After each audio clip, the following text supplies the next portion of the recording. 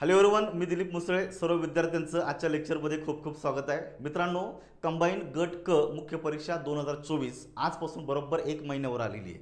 मग त्या अनुषंगानं आपल्या अभ्यासामध्ये आपल्याला काही बदल करावा लागणार आहे. कारण बघा, प्रेलिम झाल्याच्या नंतर किंवा एक जनरली अगोदरपासून आपण ज्या पद्धतीनं English grammar, English vocabulary, comprehension जसा आत्तापर्यंत अभ्यास करत आलेलो आहोत, तर ही मेथड अगदी योग्य आहे.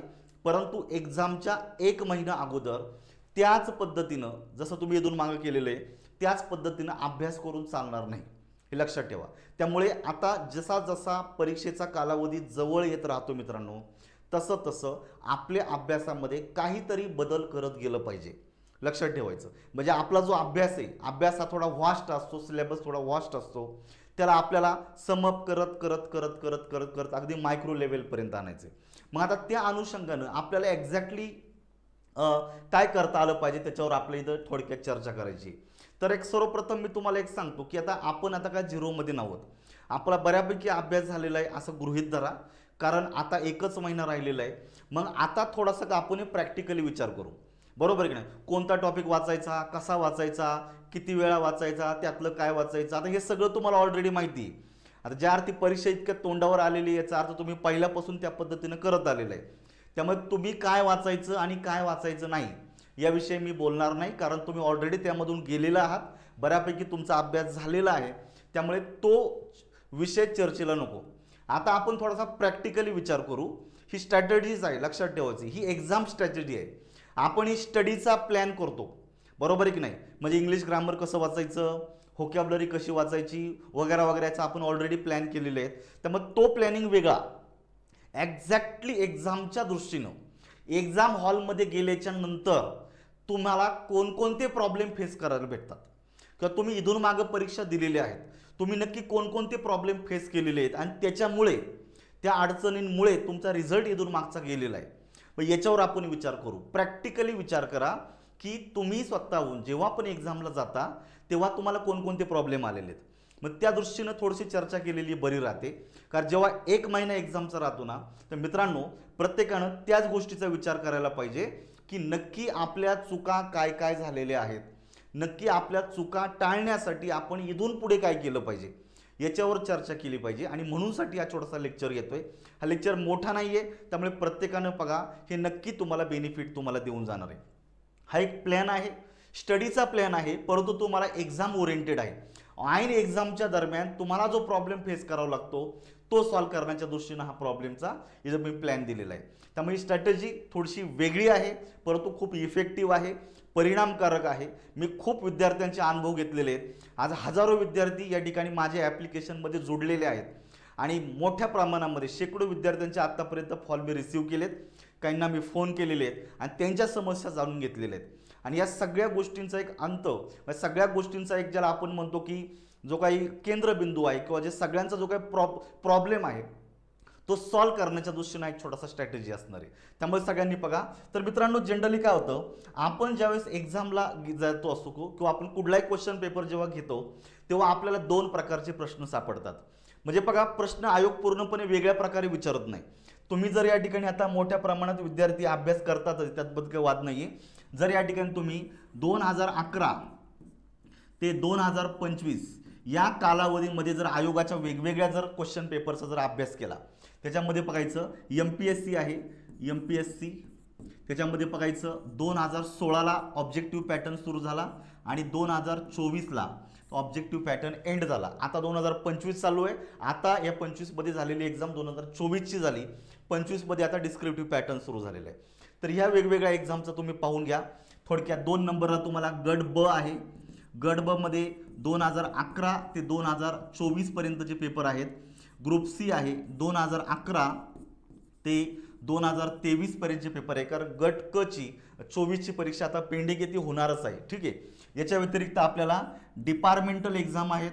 डिपार्टमेंटल PSI आहे, डिपार्टमेंटल ASO आहे. तर बेसिकली STI नाही आहे, कारण STI फक्त एकदाच झालेली आहे डिपार्टमेंटलची, नंतर डिपार्टमेंटल STI बंद झालेले आहेत. तर यांच्यासुद्धा एक्झाम आपल्याला 2011 पासून ते 2023 पर्यंतचे आपल्याला पाहायला भेटतात. लक्षात ठेवायचं.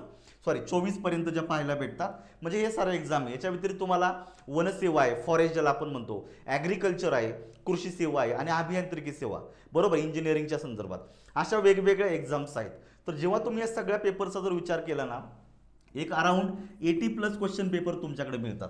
मग या ठिकाणी आता अभ्यास करताना एक लक्षात ठेवायचं, आपणही सगळ्यांनी, मी तर सांगेन प्रत्येक विद्यार्थ्यानं PYQचं पुस्तक तर घेतलेलंच असणार आहे, PYQ मधून तर गेलेलंच असणार आहे, त्याबद्दल कुठले दुमत नाही आता, बरोबर आहे का. जेव्हा तुम्ही टॉपिक वाईज जाताना, सपोज नाऊनचा टॉपिक घेतला तर नाऊन वाचला, नाऊनमध्ये आलेले आयोगाचे प्रश्न कोणते, ते कोणत्या रोलमध्ये आलेले आहेत, कशा पद्धतीनं, हे सगळं आपण केलेलं आहे. त्यामुळे निश्चितच तुम्हाला पद्धतशीरपणे तुम्हाला टॉपिक वाईज सगळे जे प्रश्न आहेत ते तुम्हाला छान पद्धतीने समजून आलेले आहेत. आणि जेव्हा तुम्ही या सगळ्या प्रश्नपत्रिकांचा अभ्यास करताना मित्रांनो, तुम्हाला एक गोष्ट जाणवते का, या ठिकाणी जे इंग्लिश ग्रामर असतं बघा, इंग्लिश ग्रामर जे आहे ना, तर इंग्लिश ग्रामर हे कधीही बदलत नाही, हे लक्षात ठेवायचं. इंग्लिश ग्रामरचे रूल हे लिमिटेड आहेत, त्याची एक चौकट आहे, त्याच्या पलीकडे आयोग कधी जात नाही, हे लक्षात ठेवायचं. त्यामुळे इंग्लिश ग्रामरमध्ये 2011 ते 2025 पर्यंत जेवढे प्रश्न आलेले आहेत त्या सगळ्या प्रश्नांमध्ये तुम्हाला एक गोष्ट कॉमन सापडते का, याच्यामध्ये जवळपास 80 to 90% जे काही क्वेश्चन्स आयोगाने विचारलेले आहेत ग्रामरचे, तर ते सगळे ट्रॅडिशनल फॉर्मॅटमध्ये. कोणत्या फॉर्मॅटमध्ये आहे? Traditional format. ट्रॅडिशनल फॉर्मॅटमध्ये म्हणजेच काय, तर जसे 11, 12, 13, 14ला प्रश्न विचारत आलेले तीच मेथड आजही आयोग या ठिकाणी फॉलो करतो. याच्यामध्ये तीळ मात्रही बदल नाहीये. आणि मी खासपणे सांगतो कारण मी सगळे पेपर रेकॉर्ड केलेले आहेत, ईच अँड एव्हरी सिंगल लाईनचं विश्लेषण या ठिकाणी मी केलेले आहे, त्यामुळे याच्यामध्ये काय फरक पडत नाही. मग या ठिकाणी तुम्हाला काय होतं, एक अराउंड 10% प्रश्न आयोगाचे असे असतात इंग्लिश ग्रामरवरचे, का ते थोडेसे आयोग काय करतं, प्रत्येक पेपरमध्ये थोडासा बदल करतं. काही प्रश्न असे असतात थोडेसे कॉमन इररच्या टाईपली विचारले जातात, काही प्रश्न असे असतात की ते गुगली टाकणारे असतात, का ते असा एक्झॅक्टली एका टॉपिकला किंवा सिलेबसला धरून नाही. ठीक आहे, ते खूप ॲडव्हान्स लेवलचे प्रश्न असणार आहेत. त्यामुळे ते मी तर म्हणतो 10 पण नाही, त्याचे 5%च असतात, पण एक आपण गृहीत धरूया का जे थोडेसे न्यू पॅटर्नला डोळ्यासमोर ठेवून आलेले असतात.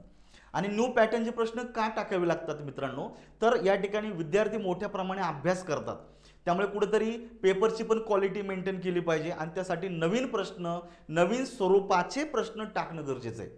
मग मित्रांनो, नवीन प्रश्नांना टॅकल कसं करायचं, तर लक्षात ठेवायचं, तुम्ही हे जे ट्रॅडिशनल म्हणजे रेग्युलर फॉर्मॅटमधले जे प्रश्न आहेत हे जर छान पद्धतीनं जर त्याला समजून जर घेतलं ना, तर मित्रांनो एक तुमचा स्वतःचा एक ॲप्रोच तयार होतो की अशा अशा स्वरूपाचा प्रश्न कशा पद्धतीनं समजून घ्यायचा.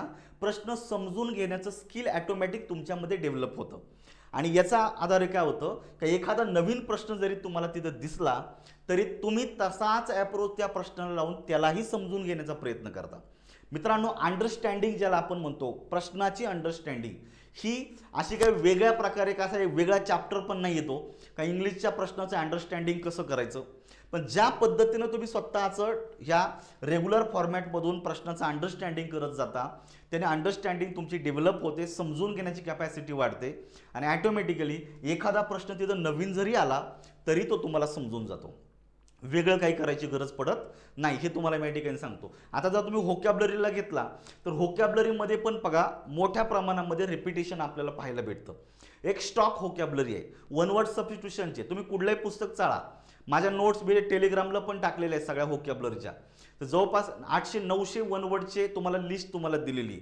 त्यातले जवळपास 350-400 वन वर्डवर आयोगानं वेगवेगळ्या एक्झाम्समध्ये प्रश्न विचारलेले. मग जे आयोगानं विचारलेले वन वर्ड आहेत ते प्रथमतः पाठच करून टाकायचे फार, म्हणजे 1-2 वेळा जर ते PYQतून जर ऐकून घेतलं ना तर तो प्रॉब्लेम तुमचा सॉल्व्ह होतो. म्हणजे उरलेले जे काही 400-450 वन वर्ड असतील का त्याच्या ते आयोगाने विचारलेले नाही आहेत अजून, मग ते 400-450 वन वर्ड पैकी तुमचे साधारणतः 150-200 ऑलरेडी तसे पाठच आहे, कारण ते कॉमन व्होकॅब्लरी आहे.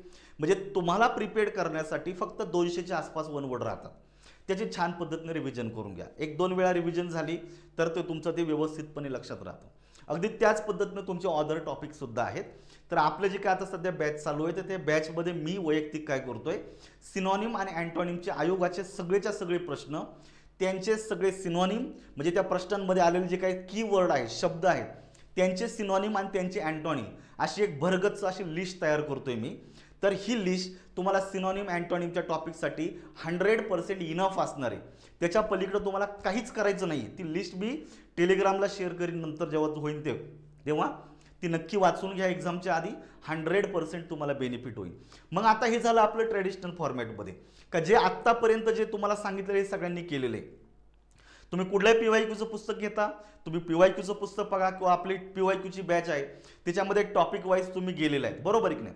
टॉपिक वाईज गेल्यामुळं काय होतं की एकेका टॉपिकमध्ये एक्झॅक्टली काय प्रॉब्लेम आहेत, आपल्याला तो टॉपिक समजतो का, त्या टॉपिकमधले काय रूल्स आहेत का थोडे अवघड वाटतात ते आपल्याला लक्षात येतात का, किंवा त्या टॉपिकमध्ये एवढे सो अँड सो रूल्स आहेत आणि त्या रूलच्या आधारे आयोग अशा प्रकारचा प्रश्न बनवतं, त्या प्रश्नाचं उत्तर आपल्याला देता येतं का, इथपर्यंत आपण येऊन थांबलेलो आहोत. याच्यामुळं काय झालंय, तुमचे PYQ सॉल्व्ह झालेले आहेत.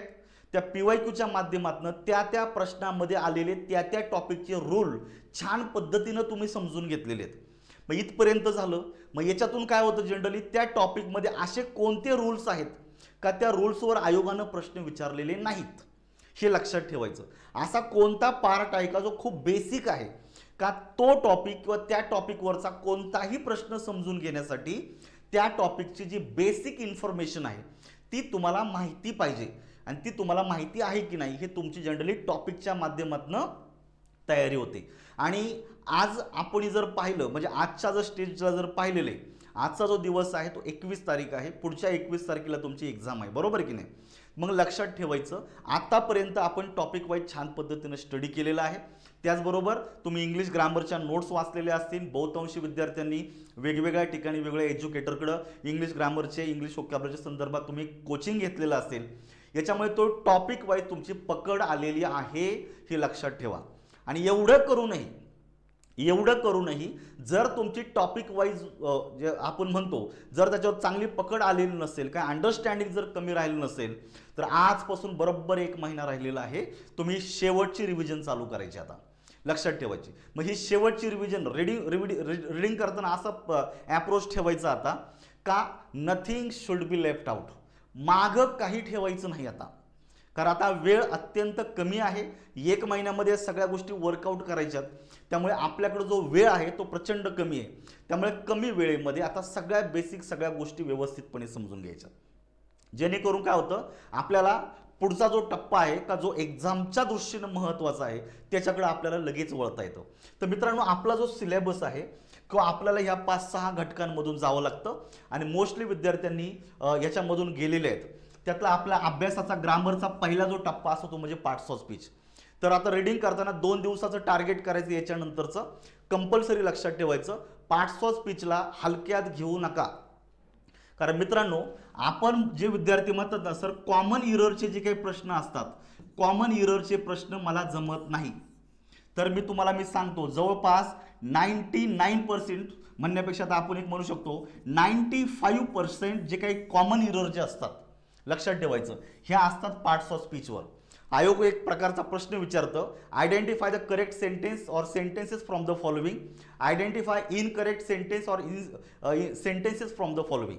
म्हणजे अशा स्वरूपाचा जो काही प्रश्न आहे ना मित्रांनो, हा कॉमन इररच्या याच्यावर बसतो तो. आणि कॉमन इरर ह्या ऑलमोस्ट सगळ्याच्या सगळ्या पार्ट्स ऑफ स्पीचला कव्हर करतात. त्यामुळे पार्ट्स ऑफ स्पीचला बेसिकपासून व्यवस्थित समजून घ्या, अलग लक्षात. त्यामुळे इथं घाई करायची नाही. आज उद्या परवा 2-3 याच्यामध्ये काय करायचं, आज उद्या आणि परवा 2-3 दिवसामध्ये छान पद्धतीनं पार्ट्स ऑफ स्पीचला समजून घ्यायचं. एका दिवसामध्ये नाऊन, प्रोनाऊन आणि ॲडजेक्टिव्ह वाचा, थांबा प्रॉपर. म्हणजे ॲडजेक्टिव्हमध्ये काय आहे, काइंड्स ऑफ ॲडजेक्टिव्ह, मग त्या ॲडजेक्टिव्हच्या टाईपमध्ये कोणकोणते रूल्स आलेले आहेत वगैरे. स्पेशल ॲडजेक्टिव्ह जे लिस्ट दिलेली बघायचं, little, a little, the little. त्याच्यानंतर तुमचं सम आहे, एनी आहे, ओल्ड, ओल्डर ह्या पद्धतीनं दिलेलं आहे, बरोबर आहे का. म्हणजे काय लिस्ट दिलेली आहे ती छान पद्धतीनं तुम्हाला समजून घ्यायची. मग दुसऱ्या दिवशी काय करायचं, व्हर्ब आहे, ॲडव्हर्ब आहे, कंजंक्शन आहे, प्रिपोजिशन आहे, त्याच्यामध्ये लक्ष घालायचं. मग आता रीडिंग करताना लक्षात ठेवा, जो भाग तुम्हाला समजलेला नाही, जो भाग इथून मागे पण वाचलेला आहे परंतु कुठेतरी आपण परत विसरतो, त्याच्यावर आपला फोकस असला पाहिजे. म्हणजे बघा तुमच्या अभ्यासामध्ये बॅलन्स क्रिएट होणार आहे. जे ऑलरेडी तुम्हाला येतंय, जे ऑलरेडी तुम्हाला समजलेलं आहे ते तसंही तुमचं पाठच आहे, हे तसंही तुम्हाला येणारच आहे, तुम्ही ब्लँक नाही येत. मग आता ह्या शेवटच्या रिव्हिजनमध्ये काय करायचं, तुम्हाला फायनल टचअप करायचे. फायनल टचअप करायचं म्हणजेच काय, एक असा ग्रे एरिया आहे का तो भाग, तो चॅप्टर किंवा त्या चॅप्टरमधला विशिष्ट रूल्स असे आहेत का ते मी इथून मागं सतत वेळा वाचलेले आहेत, तरी पण मला ते उमगत नाही, तरी पण माझ्या लक्षात राहत नाही.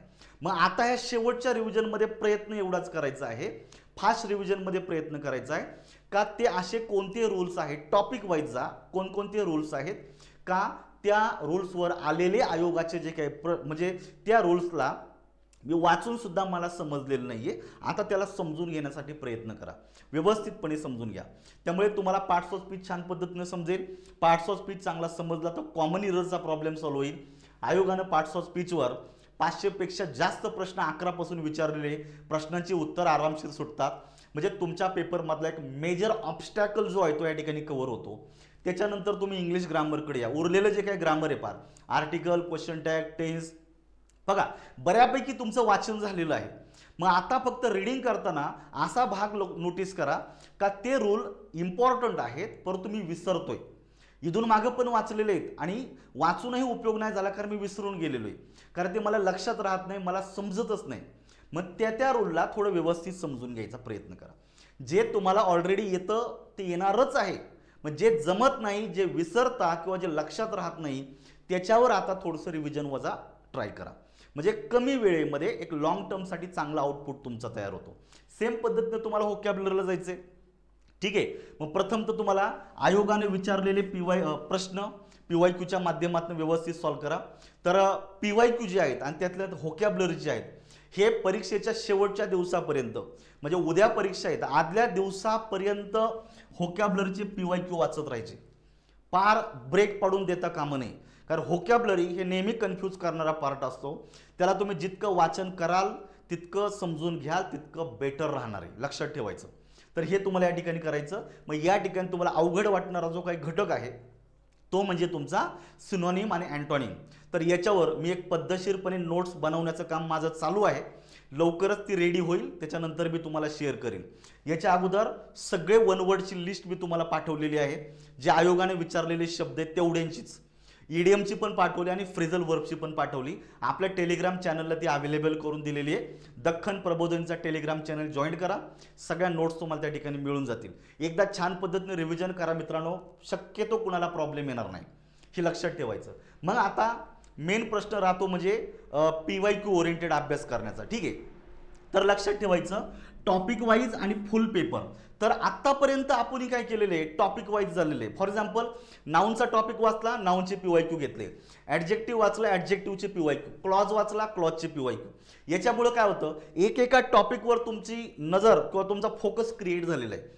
म्हणजे एखादा प्रश्न आला का तुम्हाला लगेच म्हणजे तो टॉपिकच्या एखाद्या टॉपिकवर प्रश्न आला का लगेच तुम्हाला तो रूल वगैरे आठवतो, इथपर्यंत झालेले. मग आता जेव्हा तुमच्या एक्झामसाठी फक्त 30 दिवस राहतात, म्हणजे शेवटचा एक कालावधी राहिलेला असतो, मग त्यावेळेला आता आपला फोकस अभ्यासाचा बदलायचा. कारण आपल्या पेपरमध्ये म्हणजे मराठी आणि इंग्लिशचा मिळून 100 मार्काचा पेपर असतो. तर जरी मी इंग्लिशचं जरी सांगत असेल मित्रांनो, तरी मी मराठीला वेगळं करू शकत नाही, कारण मराठीचा खूप मोठा इम्पॅक्ट इंग्लिशच्या पेपरवर पडतो आणि त्याच्यावर पण आपल्याला थोडक्यात बोलायचे. तर लक्षात ठेवायचं मित्रांनो, जेव्हा तुम्ही याच्यामधून जाता तेव्हा प्रश्न बदलला का रूल बदलतो, प्रश्न बदलला का टॉपिक सुद्धा बदलतो. एखादा प्रश्न ग्रामरचा, दुसरा ग्रामरचाच येतो, लगेच तिसरा व्होकॅब्युलरीचा येतो, लगेच चौथा व्होकॅब्युलरीचा, पाचवा लगेच ग्रामरचा, सहावा लगेच व्होकॅब्युलरीचा. म्हणजे आयोग काय करत असतं, टॉपिक नेहमी शिफ्ट करत असतो. कधी कधी एका प्रश्नामध्ये 3-3, 4-4 वाक्य दिली जातात आणि ते 3-3, 4-4 वाक्य वेगवेगळ्या रूल्सची असतात. मग बऱ्याच वेळा काय होतं, आपलं त्या ठिकाणी कन्फ्युजन झाल्यासारखं होतं. बरोबर आहे की नाही, कारण आपल्याला टॉपिक वाईज वाचायची सवय झालेली आहे. टॉपिक वाईज नक्की वाचलं पाहिजे, त्याला मी दोमत नाही आणि ते वाचलंच पाहिजे. परंतु जेव्हा परीक्षा अशी जवळ येते तेव्हा थोडा अप्रोच बदला. आता तुम्ही फुल लेंथ पेपरकडे वळा, ही मी आग्रहाचं माझं सांगणं आहे तुम्हाला. फुल पेपर ॲनालिसिस ऐकायला सुरुवात करायचं. याच्यामुळं काय होणार आहे, तुम्हाला शिफ्टिंग जमणार आहे. शिफ्टिंग, प्रश्न बदलल्याच्या नंतर टॉपिक बदलतो, टॉपिक बदलतो, रूल बदलतो, मग तो अप्रोच तुम्हाला पटकन कॅच करता आला पाहिजे. म्हणजे बघा, एका प्रश्नापासून जेव्हा तुम्ही दुसऱ्या प्रश्नाकडे जाता तर इन बिटवीन जो काही तुम्हाला अंडरस्टँडिंगचा जो पार्ट असतो तो पार्ट तुम्हाला जमला पाहिजे. नाहीतर काय होतं, तुम्ही टॉपिक वाईज इतकी पक्की केलेली आहे का पण जेव्हा तुम्हाला टॉपिक बदलले जातात, प्रश्नानुसार टॉपिक बदलले जातात, तर तो फील तुमच्या लक्षात येत नाही. मग त्यामुळे तो जो काही शिफ्टिंगचा जो पॅटर्न आहे त्याला थोडं फॅमिलियर होण्यासाठी तुम्हाला आता शेवटच्या दिवसांमध्ये फुल लेंथ पेपरचे ॲनालिसिस चालू करायचे. आपली PYQची बॅच आहे आणि त्या PYQच्या बॅचमध्ये तब्बल 80 प्रश्नपत्रिकांचं फुल प्रश्नपत्रिकांचं ॲनालिसिस तुम्हाला भेटेल. एकदा का पेपर लावला, ए सेट प्रमाणे सगळे पेपर आहे, राज्यसेवा 2024चा पेपर लावा, 51 पासून 100 पर्यंत सगळ्या प्रश्नांचं ॲनालिसिस तुम्हाला थरली भेटेल. एकही प्रश्न मध्ये मिस केलेलं नाही, लक्षात ठेवायचं. गट ब 2011चा तुम्हाला PSIचा पाहिजे, 2014चा STIचा पाहिजे, 2018चा ASOचा पाहिजे, कुठलाही पेपर पाहिजे तुम्हाला लगेच मिळेल तिथे.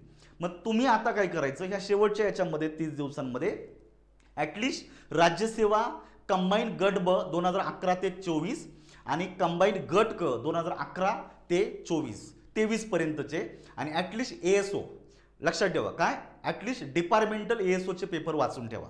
म्हणजे तुम्ही टॉपिक वाईज जायचं. मी तुम्हाला सगळे PYQ पण दिलेले आहेत, म्हणजे फुल पेपरचे ॲनालिसिस पण दिलेले आहे, प्रश्नपत्रिकांचा सेट पण दिलेला आहे, तुम्ही तो झेरॉक्स करू शकता मित्रांनो. किंवा तुम्ही जर पुढे जर बॅच जॉईन केलेली असेल किंवा जर तुम्ही एखादं पुस्तक घेतलेलं असेल त्या पुस्तकातून जरी गेला तरी चालेल. परंतु फुल पेपरचे ॲनालिसिस किमान 30 दिवस प्रत्येकानं ह्या पुढच्या काळामध्ये केलं पाहिजे, यासाठी मी तुम्हाला आग्रही आहे. याचं कारण असं आहे का जे विद्यार्थी म्हणतात सर माझं इथं टेस्ट सॉल्व करणं, सॉरी माझं टाईम मॅनेजमेंट जमत नाही, म्हणजे पेपर सोपा होता पण मला वेळ पुरला नाही. वेळ न पुरण्याचं मेजर कारण असतं एका प्रश्नावरून जेव्हा तुम्ही दुसऱ्या प्रश्नाकडे जाता तेव्हा तुम्हाला जो विचार प्रक्रिया करावी लागते, प्रश्न समजून घ्यावा लागतो. इथून सुरुवात होते का तो प्रश्न कोणत्या टॉपिकचा आहे, दुसरी गोष्ट तो प्रश्न कोणत्या रूलवर आलेला आहे आणि त्याच्यानंतर त्याचा ॲप्रोच कसा आहे, म्हणजे ह्या प्रक्रियेमध्ये तुमचा वेळ जातो. आणि आता हे होता कामा नये. तुम्ही आयोगाच्या पॅटर्नला पूर्णपणे फॅमिलियर असला पाहिजे. कारण लक्षात ठेवायचं आयोग आणि आपण आपल्यामध्ये एकच दुवा आहे, ते म्हणजे आयोगाच्या प्रश्नपत्रिका. आयोगाच्या प्रश्नपत्रिका हा आयोगाचा आरसा आहे. याच्यामधून आयोग सांगता आहे तुम्हाला की बाबांनो आम्ही अशा प्रकारचा पेपर बनवणार आहे, थोडाफार बदल पॉसिबल आहे परंतु जवळपास ह्याच प्रकारे प्रश्न बनवणार आहे. म्हणजे तुम्ही ह्या प्रश्नपत्रिकांचा असा अभ्यास करा, छान पद्धतीने त्याचे ॲनालिसिस करा, समजून घ्या, म्हणजे पुढच्या पेपरला तुम्हाला कुठल्याही प्रकारची अडचण येणार नाही. त्यामुळे आता ह्या शेवटच्या 30 दिवसांमध्ये प्रत्येकानं कंपल्सरी फुल लेंथ पेपरचं ॲनालिसिस ऐकायला सुरुवात करायची. किंवा तुम्ही आयोगाच्या वेबसाईटवरून प्रश्नपत्रिका डाउनलोड करा आणि फुल लेंथ पेपर या ठिकाणी तुम्ही सॉल्व करून प्रयत्न करायचा, व्यवस्थित समजून घेण्याचा प्रयत्न करायचा. जर शक्य असेल तर ग्रुप डिस्कशन करा, अजून बेस्ट. एक अर्धा एक तास बसायचं, चर्चा करायची एकमेकाशी, एक क्वेश्चन पेपर घ्यायचा आणि एक प्रश्नाचं पटपट ॲनालिसिस आणि थोडंसं माहिती एकमेकाला शेअर करायची. याच्यामुळे काय होतं की तुम्हाला प्रश्नाचे ॲप्रोच समजून येतात. शिफ्टिंगचा जो काय तुमचा जो प्रॉब्लेम असतो, म्हणजे एका प्रश्नाकडनं दुसऱ्या प्रश्नाकडे जाताना तुम्हाला अंडरस्टँडिंगचा जो अभाव बसतो तो त्या ठिकाणी तुमचा व्यवस्थित समजून येईल आणि इन जनरल आयोगाचा ॲप्रोच तुमचा व्यवस्थित क्लिअर होईल. त्यामुळे आताच्या याच्यामध्ये तुम्हाला फुल लेंथ पेपर करायचे, जेणेकरून तुमच्या छोट्या मोठ्या सगळे डाऊट्स या ठिकाणी तुमचे क्लिअर होऊन जाणार आहे. ठीक आहे. तर मित्रांनो आता ह्या शेवटच्या महिन्यामध्ये अजून एक गोष्ट का जी सगळ्यात इम्पॉर्टंट आहे, आपला अभ्यास खूप छान झालेला आहे, यात कुठलीही चर्चा नाही किंवा कुठल्याही प्रकारे दुमत नाही. परंतु माझा अभ्यास खरंच चांगला झालाय का हे जोपर्यंत आपण स्वतःला टेस्ट करून पाहत नाही तोपर्यंत उपयोग नाही. कारण तुम्ही कुठलाही एक आयोगाचा किंवा मग कुठलाही बी तुम्ही एखादा टेस्ट पेपर घ्या, टेस्ट पेपर या ठिकाणी टाइम लावून सॉल्व करायचा. इंग्लिशचे जे काय या ठिकाणी 50 प्रश्न असतात, ह्या 50 प्रश्नांसाठी तुम्हाला 35 मिनिटं द्यायची. मी तुम्हाला थोड्या वेळात टाइम मॅनेजमेंट कसं करायचं हे पण सांगणार आहे. तर ॲटलिस्ट आपल्याला इंग्लिशसाठी 35 मिनिटं द्यायचे. तर 50 प्रश्नांचा जो काही पेपर आहे यासाठी 35 मिनिटांमध्ये ती टेस्ट सॉल्व करून बघायची. लायब्ररीत असाल तर लायब्ररीत, तुमच्या घरी असाल तर घरी, काही फरक पडत नाही आहे. घड्याळ समोर लावा, मोबाईल बंद करा, अर्धा तास मस्तपैकी बसा आणि तो 50 प्रश्नांचा जो काही हे आहे तो व्यवस्थित सॉल्व करून बघा. पहिली गोष्ट 35 मिनिटांमध्ये विथ पॅराग्राफ तुमचा पेपर कव्हर व्हायला पाहिजे म्हणजे पाहिजे. यात तुम्हाला चॉईस नाही. आता इथं 35 आहेत ना, मी तर तुम्हाला 30च म्हणतो, कारण की एखादा मिनटं पेपर डिस्ट्रीब्युशनमध्ये जातो, पेपर कलेक्शनमध्ये जातो, एखादा मिनटं तुम्हाला पेपरवर सही करण्यासाठी जे वर्गावर जे काही कोऑर्डिनेटर येतात त्यांच्या सहीसाठी जातो, 1-2 मिनटं आपल्याला सेट व्हायला लागतं, त्यामुळे 3-4 मिनटं याच्यामध्ये सोडूनच द्यायची असतात. त्यामुळे 30, 32, 33 मिनिटापर्यंत गृहीत धरा का एवढ्या वेळामध्ये आपल्याला विथ पॅराग्राफ तुमचा पेपर सुटला पाहिजे. मग हे करून बघा मित्रांनो, टेस्ट पेपरमुळं तुमचं एक्झॅक्टली जे वाचन झालेलं आहे हे कुठल्या लेवलपर्यंत आलेलं आहे, आपलं अंडरस्टँडिंग होतं का, प्रश्न वेळेमध्ये सुटतात का, अजूनही काही प्रश्नांना समजून घ्यायला तुम्हाला वेळ लागतो का, हे याच्यामधून काही गोष्टी डिटेक्ट होतील.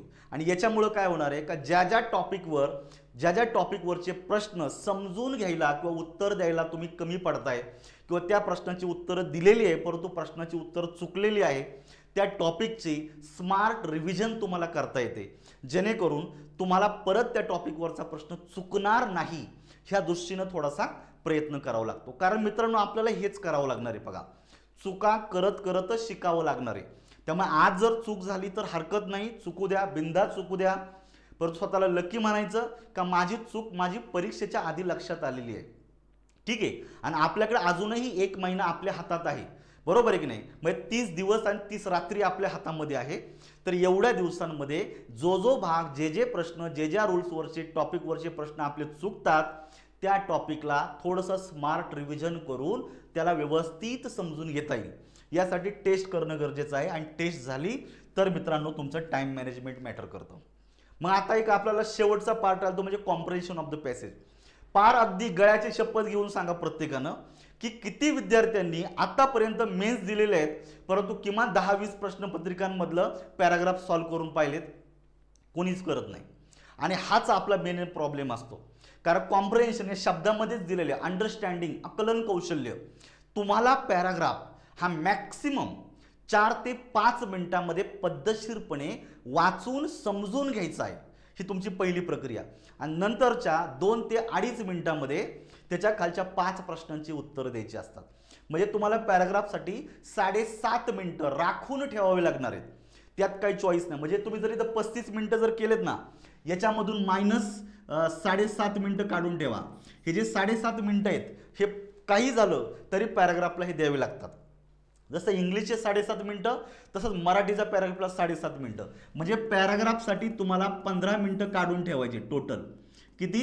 15 मिनिटं तुम्हाला काढून ठेवायचे आहेत. म्हणजे उरलेले जे काही 45 मिनिटं आहे, बरोबर आहे का, 45 मिनिटांमध्ये तुमचं ऑब्जेक्टिव्ह सगळं कव्हर करायचे. मग याच्यासाठी टाइम मॅनेजमेंट जमलं पाहिजे. टाइम मॅनेजमेंट जमलं तर ऑब्जेक्टिव्ह पेपर छान पद्धतीनं होतो आणि तुमचं पॅराग्राफ होतं. मग आजपासून लक्षात ठेवायचं, राज्यसेवा आहे, गट ब आहे आणि गट क आहे. ह्या एक्झाममध्ये आयोगाने वेगवेगळ्या पेपर्समध्ये जेवढे तुम्हाला पॅराग्राफ विचारलेले आहेत त्या पॅराग्राफला आता एक एक करून अभ्यासाला सुरुवात करायची. काही नाही, आजपासून बरोबर एक लक्षात ठेवायचं आहे, कुठलाही आयोगाचा प्रश्नपत्रिका घ्या, त्यातला एक पॅराग्राफ घ्यायचा, तो 4-5 मिनिटांमध्ये वाचायचा आणि 2 ते 2.5 मिनिटांमध्ये त्या पॅराग्राफच्या प्रश्नांची उत्तरं देऊन पाहायची. याच्यामुळे काय होणार आहे, जेव्हा तुम्ही 30 दिवस एक 7 ते 8 मिनिटाचा वेळ ह्या टॉपिकसाठी देता, याच्यामुळे काय होतं, आज उद्या परवा एक अंडरस्टँडिंग वाढते. तुम्ही 30 पॅराग्राफचं वाचन करणार आहात. लक्षात ठेवायचं, 30 पॅराग्राफ दररोज. एका पॅराग्राफला जेव्हा तुम्ही सुरुवात करता त्यावेळेला मित्रांनो उद्या परवा 13 8 दिवसांनी 12 दिवसांनी 15 दिवसांनी एक अशी स्टेज येते आपल्या लाईफमध्ये किंवा अशी स्टेज येते का तुम्हाला पॅराग्राफ खूप छान पद्धतीनं समजून लागलेला आता. कारण सगळं मूळ त्याच्यात असतं. पॅराग्राफ जितका व्यवस्थित समजेल तितके पटकनी प्रश्नांची उत्तरं देता येतात. प्रश्नांची उत्तर ही काही अवघड नाहीत, फक्त पॅराग्राफ समजला पाहिजे आणि त्यासाठी अंडरस्टँडिंग झालं पाहिजे. आणि अंडरस्टँडिंगसाठी तुम्हाला दररोज एक पॅराग्राफ वाचावं लागणार आहे. एकही पॅराग्राफ सॉल्व नाही केला, पाहिला नाही, वाचला नाही आणि डायरेक्ट पेपरमधला पॅराग्राफ तुम्ही वाचायला घेतला, अंडरस्टँडिंग नाही होणार. तुम्हाला तो पॅराग्राफ वाचून समजून घ्यायला वेळ लागणार आहे. आणि नेहमी पॅराग्राफ हा शेवटच्या पार्टमध्ये येतो, त्या ठिकाणी आपल्याकडे वेळ हा कमी पडत असतो. आणि म्हणून मित्रांनो याचं रीडिंग चालू करा. दररोज एक पॅराग्राफ घ्यायचा, त्याच्या खालचे प्रश्न सॉल्व करून बघायचे. ह्या पद्धतीनं परीक्षेपर्यंत राज्यसेवा गट ब आणि गट क च्या झालेल्या प्रश्नपत्रिकांमधले एक एक पॅराग्राफ जरी तुम्ही सॉल्व केला तरी याची खूप छान पद्धतीनं स्टडी होऊन जाईल, रिव्हिजन होऊन जाईल. तर बेसिकली हे तुम्हाला करावं लागतं मित्रांनो. तर आता एक सगळ्यात इम्पॉर्टंट म्हणजे की टाइम मॅनेजमेंटच्या बाबतीत मी तुम्हाला सांगणार आहे की टाइम मॅनेजमेंट आता कसं करायचं आणि टाइम मॅनेजमेंटवर आत्तापासूनच चर्चा झाली पाहिजे, आत्तापासूनच विचार झाला पाहिजे. बरोबर आहे की नाही? पेपर होतो तरी आपण टाइम मॅनेजमेंटचा कधी विचार करत नाही आणि याच्यामुळं काय होतं की परीक्षा होते परंतु आपला पेपर कव्हर होत नाही. त्यामुळे अगदी ॲडव्हान्स पद्धतीनं टाइम मॅनेजमेंट केलं पाहिजे की आपल्याकडं 100 प्रश्न आहेत, त्याच्यामध्ये 50 प्रश्न हे मराठीचे आहेत आणि 50 प्रश्न हे इंग्लिशचे आहेत. मग तुम्हाला लक्षात ठेवायचं आहे एक आयडियल फॉर्मॅट असं आहे का जे मराठी आहे हे आपल्याला या ठिकाणी 25 मिनिटांमध्ये कव्हर व्हायला पाहिजे. मग आता 25 मग एखादा एक्स्ट्रा घ्या, 26 घ्या, 27 घ्या, पण इथे तुम्हाला 30 मिनिटं क्रॉस नाही करायचे. लक्षात ठेवायचं तुम्ही किती ताकद लावा, जर मराठीत 30-32 मिनिटाच्या पुढे गेला तर समजून घ्यायचं इंग्लिश तुमचं कधीच कंप्लीट होणार नाही. त्यामुळे एक आयडियल फॉर्मॅट आहे जे 2024 आणि 25 मधल्या एक्झाममध्ये मी पाहिलेलं आहे. 25 मिनिटांमध्ये तुमचं मराठीचे प्रश्न कव्हर व्हायला पाहिजे आणि उरलेले जे काही 35 मिनिटं आहे हे तुम्हाला इंग्लिशला भेटायला पाहिजे. कारण इंग्लिश थोडंसं समजून घ्यायला तुम्हाला वेळ लागतो. इथे अप्रोच भरपूर असतात, आयोगाच्या विचाराच्या पद्धती भरपूर आहे, त्यामुळे तुलनेनं इथं तुम्हाला थोडासा वेळ जो आहे हा या ठिकाणी तुम्हाला जास्त द्यायचा. ठीक आहे. आता या ठिकाणी तुम्ही जे 25 आहेत ना याच्यामध्ये 26-27 सुद्धा करू शकता. ठीक आहे. आणि या ठिकाणी 35 आहेत ना तुम्ही या ठिकाणी 32-33 मिनिटं तुम्ही करू शकता. म्हणजे थोडक्यात काय का तुम्हाला मराठीपेक्षा इंग्लिशमध्ये किमान 3 ते 4 मिनिटांचं लीड पाहिजे किंवा वेळ पाहिजे एक्स्ट्रा. याचा काय होणार आहे का जे जे प्रश्न तुम्ही विसरणार आहात किंवा जे तुमचे चुकून राहणार आहेत ते तुमचे राहणार म्हणजे चुकून राहणार नाही, ते तुमचे कव्हर होतील. त्यामुळे टाइम मॅनेजमेंट छान पद्धतीनं करा. तुम्ही हे प्रॅक्टिकली तुम्ही आयोगाच्या किंवा एखादा टेस्ट पेपरमध्ये टाइम लावून पाहून घ्या की तुम्हाला मराठी 25 मिनिटांमध्ये सुटतं का, म्हणजे उरलेले जे काय 35 मिनिटं आहेत त्या 35 मिनिटांमध्ये इंग्लिश तुम्हाला कव्हर होतो का हे एकदा व्यवस्थितपणे पाहून घ्या. कारण मराठीपेक्षा इंग्लिशला 4-5 मिनिटाचा वेळ हा कधीही जास्त द्यावा लागतो, ही अगदी विधिलिखित आहे, लक्षात ठेवा. आणि जे बार 50% करतात ना 30 मिनिटं मराठी 30 मिनिटं इंग्लिश, तर लक्षात ठेवायचं आजच लिहून ठेवा तुमचं 90च प्रश्न कव्हर होणार आहे, तुम्हाला शेवटच्या 10 प्रश्नांना फटकाच बसणार आहे. मग हे करू नका. त्यामुळे टाइम मॅनेजमेंटला जपा, तुम्हाला काही प्रॉब्लेम येणार नाही. तर जेव्हा तुम्ही आयोगाचा ॲप्रोच पाहता का जे क्वेश्चनचे फॉर्मॅट कसे असतात, एक रेग्युलर फॉर्मॅट आहे, म्हणजे जवळपास 90% जे प्रश्न असतात हे रेग्युलर फॉर्मॅटमध्ये. तुम्ही चेंद वाईज बघा 2011, 12, 13, 12, 11 पासून जे चेंद वाईजचा जो पॅटर्न आहे तो आता 2024-25च्या पेपरमध्ये सेम पाहायला भेटतो. म्हणजे याच्यामध्ये बदल झालाय का, फारसा नाही झालेला आहे. मग तुम्ही टॉपिक वाचलेला आहे, छान समजून घेतलेला आहे, त्याच्यावरचे प्रश्न सॉल्व्ह झालेले आहेत, काही प्रॉब्लेम नाही. म्हणजे हा रेग्युलर फॉर्मॅटवरचे प्रश्न हे हक्काचे प्रश्न असतात. हे इथून मागच्या पेपरमध्ये तुम्ही ॲनालिसिस केलेलं आहे, पाहिलेलं आहे, समजून घेतलेलं आहे. मग आता जे नवीन प्रश्न जे असतात ना ह्या रेग्युलर प्रश्नामुळे तुमचा जो ॲप्रोच आहे मित्रांनो, प्रश्नाकडे पाहण्याचा ॲप्रोच इतका छान तयार होतो का ह्या ॲप्रोचचाच वापर करून तुम्ही नवीन पद्धतीचे प्रश्न आरामशीर टॅकल करू शकता. त्यामुळे आधी रेग्युलर समजलं पाहिजे, रेग्युलर कळलं तर नवीन प्रश्नांना याच्या आधारे ह्या अनुभवाच्या आधारे प्रश्नांची उत्तर देता येतील. मग त्यामुळे ह्या गोष्टी करू बा. कारण एक्झामला गेल्याच्या नंतर आपला जो एक कॉमन प्रॉब्लेम आहे, सर मला हा टॉपिक अवघड जातो. मला आजही एका विद्यार्थ्याचा फोन आला होता, सर मला हा टॉपिक प्रचंड अवघड जातो.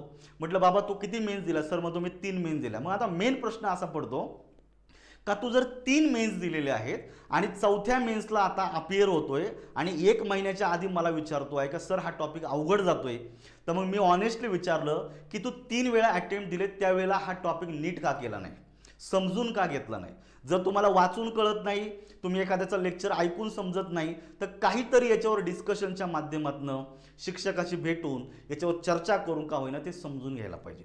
कारण हे परीक्षेसाठी आहे, त्याच्यावरचे प्रश्न येतात आणि ते आपल्याला यायला पाहिजे. हे सगळं माहीत असताना 3 अटेम्प्ट होऊन गेले तरीही पण आपला प्रॉब्लेम जर सॉल्व्ह होत नसेल तर याचा अर्थ असा होतो आपण आपल्या अभ्यासाच्या प्रती सिरियस नाही आहेत. लक्षात ठेवा. त्यामुळे रेग्युलर फॉर्मॅटमधून तुम्हाला ईच अँड एव्हरी रूल व्यवस्थित समजून येईल, टॉपिकचं अंडरस्टँडिंग छान होईल, ॲप्रोच आयोगाचा क्लिअर होईल, त्याच्यानंतर नवीन ॲप्रोच ॲटोमॅटिक बिल्टअप होतो. याला वेगळी मेहनत घ्यायची अजिबात गरज पडत नाही. तर ॲप्रोच हा ॲप्रोच असतो आणि ॲप्रोच हा थोडाफार बदलणं आयोगाची गरजच असते. कारण जर सगळं जे इथून मागे येऊन गेले ते जर इथून पुढे जर येत असेल तर त्या पेपरला काही अर्थ राहत नाही. बदल हा गरजेचाच असतो आणि हा जो काय बदल होतो तो मॅक्सिमम 10% बदल प्रश्नपत्रिकेत होतो आणि हा बदल ह्या 90%च्या आधारे ॲप्रोचच्या आधारे व्यवस्थित समजून घेता येतो. मग हे इथपर्यंत लक्षात ठेवायचं. फक्त आता ह्या शेवटच्या 30 दिवसांमध्ये मित्रांनो आपल्याला शिफ्टिंग जमलं पाहिजे. काय जमलं पाहिजे? शिफ्टिंग जमलं पाहिजे. म्हणजे प्रश्न पहिला, दुसरा, तिसरा, चौथा, पाचवा प्रत्येक प्रश्न वेगवेगळ्या टाईपचा असणार आहे. पहिला तुमचा इंग्लिश ग्रामरवर असेल, दुसरा पण ग्रामरवर असेल, तिसरा व्होकॅब्युलरी येईल, चौथा ग्रामर येईल, पाचवा व्होकॅब्युलरी येईल.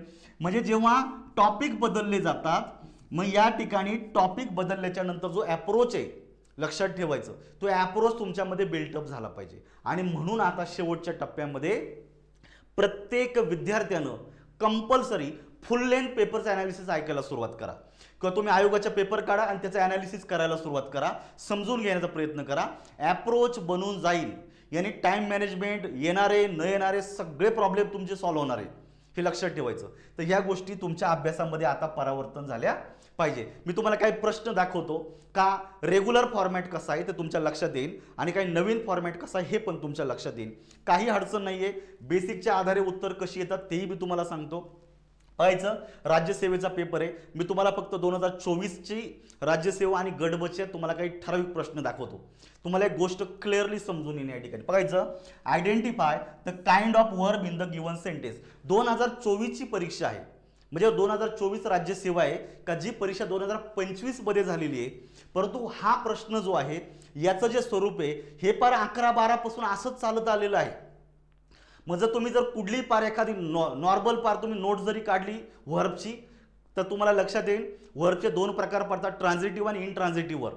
ट्रान्झिटिव्ह म्हणजेच काय? ज्या क्रियापदाच्या नंतर त्याचं कर्म येतं त्याला ट्रान्झिटिव्ह म्हणायचं. ज्या क्रियापदाच्या नंतर कर्म येत नाही किंवा कर्म घेण्याची गरज पडत नाही त्याला इनट्रान्झिटिव्ह वर्ब बोललं जातं. मग जर एखादं क्रियापद जर ट्रान्झिटिव्ह असेल तर त्याचे परत 3 प्रकार पडतात. एक आहे मोनो ट्रान्झिटिव्ह. मोनो म्हणजे एकच ऑब्जेक्ट असेल तर मोनो ट्रान्झिटिव्ह. डाय ट्रान्झिटिव्ह म्हणजे 2 ऑब्जेक्ट असेल तर डाय ट्रान्झिटिव्ह. आणि तिसरं आहे तुमचं मोर दॅन 2, सॉरी या ठिकाणी जर 2 म्हणजे वाक्यामध्ये एकच ऑब्जेक्ट आलेला आहे आणि त्या ऑब्जेक्टच्या नंतर तुम्हाला काहीतरी जोडावं लागणार आहे, काहीतरी कॉम्प्लिमेंट वगैरे घ्यावं लागणार, त्याला तुम्ही कॉम्प्लेक्स ट्रान्झिटिव्ह असं म्हणता. त्यामुळे इथं तुम्हाला बेसिक माहिती तुम्हाला माहिती होती त्याच्या आधारे 2025चे प्रश्न सुटतात. बघायचं ही झाला तुमच्या वाक्यामध्ये सब्जेक्ट. गेटचा भूतकाळ झाला गॉट, हा झाला साधा भूतकाळ. What did he get her, त्यानं तिला काय आणलं? अ स्प्लेंडिड प्रेझेंट, हा झाला वाक्यामध्ये डायरेक्ट ऑब्जेक्ट. कुणाला आणलं? हुमचं उत्तर मिळतं इनडायरेक्ट ऑब्जेक्ट. ज्या वाक्यामध्ये 2 ऑब्जेक्ट आलेले आहेत, एक डायरेक्ट आणि एक इनडायरेक्ट, म्हणजे जर 2 ऑब्जेक्ट आलेले असतील तर त्या जी काही क्रियापदे मित्रांनो ह्या क्रियापदाला तुम्ही डाय ट्रान्झिटिव्ह वर्ब म्हणू शकता. हे लक्षात ठेवा. आता आयोगाची ह्या प्रश्नपत्रिकेची फायनल आन्सर की येणं बाकी आहे. कारण जे वर्ब डाय ट्रान्झिटिव्ह आहे ते मित्रांनो ट्रान्झिटिव्ह तर असलंच पाहिजे ना, बरोबर आहे का? ट्रान्झिटिव्ह आहे म्हणून तर त्याचे प्रकार पडलेले आहेत. त्यामुळे 1 नंबर आणि 3 नंबर ही दोन्ही उत्तर पॉसिबल आहे. तेव्हा आयोग काय उत्तर देतं हे पाहणं गरजेचं आहे. परंतु सांगण्याचा प्रयत्न एवढाच आहे तुम्हाला की तुम्हाला ही खूप बेसिक माहिती आहे. त्या बेसिकच्या आधारे असे रेग्युलर फॉर्मॅटचे प्रश्न इझिली सुटतात, काही सेकंदामध्ये सुटतात, लक्षात ठेवायचं. त्यामुळे हे प्रश्न समजून घ्या. पुढे बघायचं राज्यसेवेमधला प्रश्न दिलेला आहे identify the correct indirect speech. तर नोटीस करायचं चेंज द व्हॉइस आहे, डायरेक्ट इनडायरेक्ट स्पीच आहे, कंडिशनल क्लॉज आहे, क्लॉज आहे, noun adjective clause, adverb clause आहे, त्याचबरोबर डिग्री आहे. आयोगानं आजपर्यंत अजिबात पॅटर्न बदललेले नाहीयेत. जे चालत आलेले 11 पासून ते आत्तापर्यंत चालू आहे. तुम्ही कुठल्या आयोगाच्या जुन्या प्रश्नपत्रिका बघा तुम्हाला ह्याच गोष्टी सापडतील. आता आपल्याकडे पुस्तक आहेत तर पुस्तकात बघा 2024 मध्ये आलेला डिग्रीचा प्रश्न घ्या आणि 2012-13 मध्ये आलेला डिग्रीचा प्रश्न घ्या. तुम्ही पाहून घ्या काय तुम्हाला डिफरन्स सापडतो. फारसा काहीच नाहीये. म्हणजे हा ट्रेडिशनल फॉर्मॅट आहे, रेग्युलर फॉर्मॅट आहे. रेग्युलर फॉर्मॅटला व्यवस्थित तुम्ही समजून घेतलेले. फायदा बघायचं he said I have been waiting here for a long time. Statement दिलेलं आहे, विधानार्थी वाक्य दिलेलं आहे. स्टेटमेंटचं तुम्हाला इनडायरेक्ट स्पीच करायचं. सेटचं रूपांतर सेटमध्येच ठेवायचं. विधानार्थी वाक्य जर डबल इन्व्हर्टेड कॉमामध्ये आले तर तुम्हाला कनेक्टिव्ह म्हणून दॅट घ्यावं लागतं. बघा या ठिकाणी दॅट आलेलाच नाही, एक कनेक्टिव्ह नाही म्हणून पर्याय क्रमांक 1 गेला. दुसऱ्या वाक्यात दॅट कनेक्टिव्ह नाही आलेला म्हणून दुसरा पर्याय गेलेला आहे. आता तिसऱ्यामध्ये दॅट आलेला आहे, चौथ्यामध्ये दॅट आलेलं आहे. 2 पर्याय एलिमिनेट झाले. आता पुढे बघायचं, आता काय दिलेलं आहे, आय म्हणजेच कोण, ही. मग फर्स्ट पर्सनचं रूपांतर थर्ड पर्सनमध्ये केलं, he. Have been waiting present perfect कंटिन्युअसचं इनडायरेक्टमध्ये पास्ट परफेक्ट कंटिन्युअसमध्ये रूपांतर होतं. इथे काळामध्ये बदल केलेला नाही, हॅवमध्ये बदल राहिलेला आहे. पर्याय क्रमांक 3 चुकला म्हणजे पर्याय क्रमांक 4 बरोबरच यायला पाहिजे. बरोबर आहे. हॅड बीन वेटिंग हिअरचं रूपांतर मी देअरमध्ये केलेलं आहे. फॉर लॉंग टाइम वाक्या शेवटी पूर्णविराम. काही चुकत नाही मित्रांनो, as it is format continue झालेले आहेत. एकदा पाहून घ्या, तुमचे सगळे डाऊट क्लिअर होतील. म्हणजे तुम्हाला त्या टॉपिकमध्ये काय वाचायचं आणि काय सोडायचं हे तुम्हाला व्यवस्थित समजून जाईल. हे तुम्हाला या ठिकाणी जमलं पाहिजे. त्याच्यानंतर बघायचं, choose the suitable adverb phrase for the underline words in the given sentence. आता आपण ॲडवर्ब वाचलं पण ॲडवर्ब फ्रेज वाचलीच नाही, बरोबर आहे की नाही. आयोगाने बरोबर राज्यसेवेमध्ये ॲडवर्ब फ्रेजवर प्रश्न टाकला. ॲडवर्ब पाठ झालेले आपले, ॲडवर्ब काय, ॲडवर्बचे टाईप काय, त्याचं लोकेशन काय, सगळं वाचलेलं आहे, बरोबर आहे. ऑर्डर ऑफ ॲडजेक्टिव्ह काय असतं, ॲडवर्ब काय असतं, सगळं केलं पण ॲडवर्ब फ्रेज राहिलेलं आहे. म्हणजे जे पार्टमध्ये आता येऊन गेलेलं आहे तर त्या ॲडवर्ब फ्रेजला क्लिक करायचं, समजून घ्यायचं कोणकोणते ॲडवर्ब फ्रेजेस आहेत, त्यांचे मिनिंग कसे आहेत, त्यांचा वाक्यात उपयोग कसा आहे, हे शॉर्टमध्ये तुम्हाला व्यवस्थितपणे समजून घेता येतं. जेणेकरून काय होतं, तुम्हाला अशा नवीन वाटणाऱ्या प्रश्न, हा नवीन प्रश्न आहे, अशा स्वरूपाचा प्रश्न व्यवस्थितपणे टॅकल करता येईल. काय दिलेलं आहे, जनरली स्पीकिंग, बरोबर आहे की नाही. मग आपण जनरली स्पीकिंग म्हणतो ऑन द होल, सगळ्या गोष्टीचा विचार करता ह्या पद्धतीनं. पुढे बघायचं, identify the adjective clause in the following sentence. Traditional format आहे. 11चा पेपर काढा, 12चा पेपर काढा, 13चा पेपर काढा, तुम्हाला हाच फॉर्मॅट दिसेल, अजिबात बदललेलं नाहीये. मग हे सुद्धा 2025च्या पेपरमध्ये सापडतं. म्हणजे वेगळं काही का नाही, म्हणजे रेग्युलर फॉर्मॅट आहे, त्याला व्यवस्थितपणे समजून घ्यायचं. रेग्युलर फॉर्मॅटवरचे प्रश्न चुकता कामा नये, लक्षात ठेवायचं. ज्या विद्यार्थ्यांना वाटतं या ठिकाणी तुम्हाला 40, 42, 45 प्रश्न तुमचे बरोबर यायला पाहिजे, त्या विद्यार्थ्यांनी रेग्युलर फॉर्मॅटमधला ईच अँड एव्हरी प्रश्न एक्झॅक्ट उत्तर आलं पाहिजे. एखादा नवीन प्रश्न, गुगली टाकणारा प्रश्न, यार जिथं आयोगही चुकतं, आयोगालाही प्रश्न कॅन्सल करावा लागतो, तिथं त्याचं उत्तर मला आलं पाहिजे असा आग्रह नाही करायचा. 1-2 प्रश्न देवाला सोडून द्यायचे, काही फरक पडत नाहीये. आपल्याला 50 आउट ऑफ 50 मार्क पाडायचे नाहीये आणि 50 आउट ऑफ 50ची गरजही नाहीये. आपल्याला इथे जर इंग्लिशमध्ये 40, 42, 43 पर्यंत जर तुमचे प्रश्न बरोबर आले, आणि एवढे येतात मित्रांनो, माझ्या बॅचमध्ये 43 प्रश्न बरोबर आलेले डझनभर पोरं असतील, हे लक्षात ठेवायचं. 42-43 प्रश्न बरोबर आलेले, त्यामुळे हे लक्षात ठेवायचं. मुलांना एवढे मार्क आता ह्या अशा पेपरच्या पॅटर्नमध्ये पडतात. आणि जर इथे जर तुम्हाला एवढे किंवा याच्यापेक्षा 1-2 प्रश्न जर मराठीला जास्त पडले, 80-82 प्रश्न बरोबर यायला काही वेळ लागत नाही. आता इतकं सोपं झालेलं हे लक्षात ठेवायचं. बघायचं आहे, the watch which has a golden chain is mine. तर मित्रांनो हे प्रश्न इतके रिडंडंट झालेले, वाचून आलेले आहेत, इतके जुने प्रश्न झालेले आहेत हे, काही इथं पाहता क्षणी उत्तर देता आलं पाहिजे. Main clause is the watch is mine.